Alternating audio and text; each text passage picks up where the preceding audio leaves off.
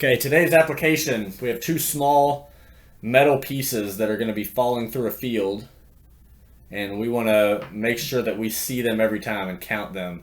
The worst case scenario on this one is a 1 millimeter thick, long flat piece. So we're going to see what we can do with this setup. Not entirely sure what kind of field the parts might be falling through, how big the field needs to be. So just for this setup, I have two fiber optic heads, sensor heads, and these are going back to a WLL80 amplifier.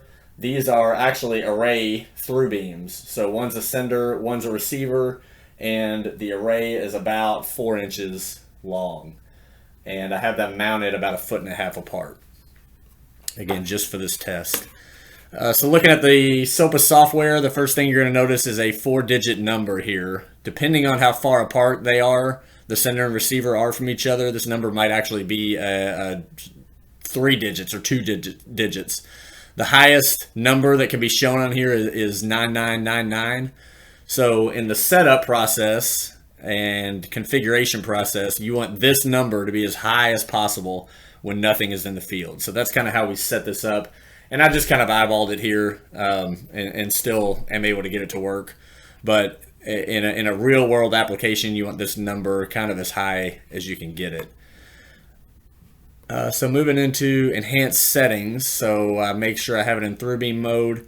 These fiber optics can also be set up in proximity mode, but for now I need a sender receiver, so I'm doing through beam.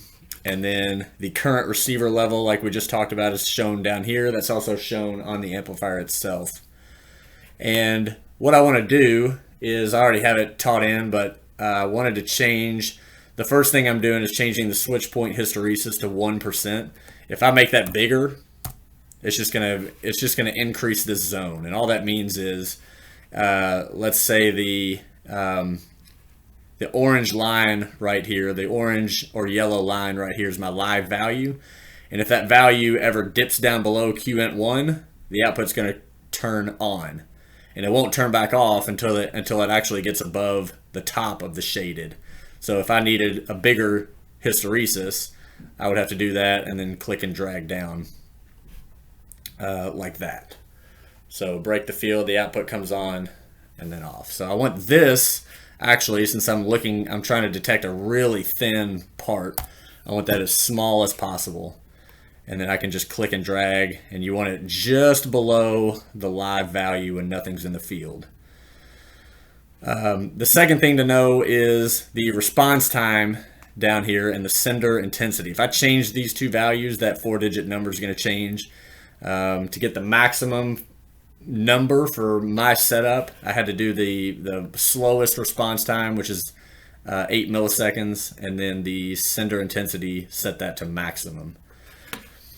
And then the next thing I want to do is come into smart task. So in the smart task on this WLL80 amplifier, we have a counter mode. So I'm going to go ahead and reset that counter. Every time it sees something, it's going to count up 1.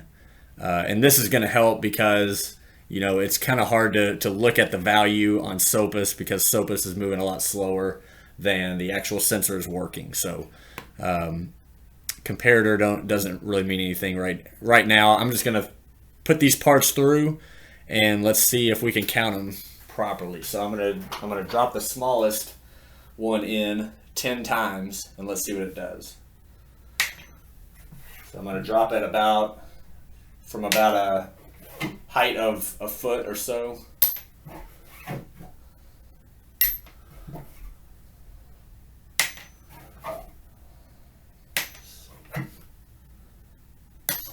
Three more times.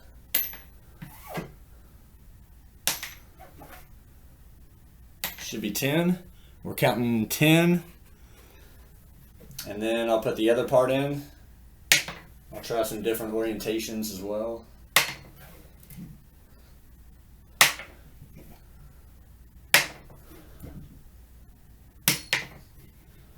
Let's also try this, and that should be 15.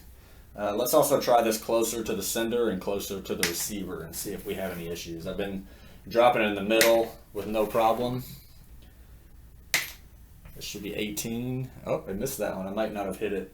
I might not have hit the actual zone. I might have been outside of the field. 20. So it looks to be working pretty well.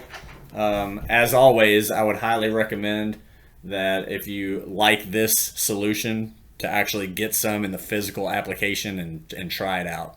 As I mentioned before, the actual zone that the parts are falling through might be a little bit different than this, or if you're concerned that the parts are gonna fall outside of that array, you might just need to build some kind of an opening or some kind of a funnel to make sure that the parts go in, somewhere near the middle or somewhere in that array.